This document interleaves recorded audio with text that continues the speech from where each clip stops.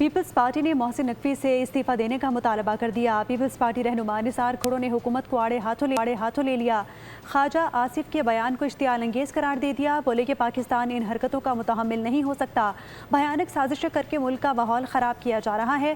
حکمران اخراجات کم کرنے کی تلقین کرتے ہیں، قرضوں پر گزارا کر رہے ہیں، لیکن انہیں 22 صوبے بنا کر 22 وزیر اعلیٰ اور 22 گورنرز چاہیے۔ ہائیبرڈ سسٹم کی تم تعریف کر رہے ہو، یہ بہت ہی بھونچال انگیز بیان ہے، بہت ہی بھیانک سازشیں ہیں۔ پاکستان ان ساری حرکتوں کا متحمل نہیں ہو سکتا۔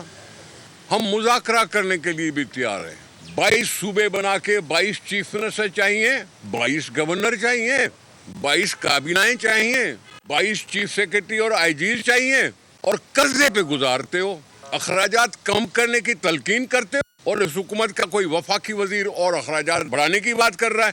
یہ جو کچھ بھی ہوا ہے پاکستان کی فضا کو گندا کرنے کی کوشش ہے۔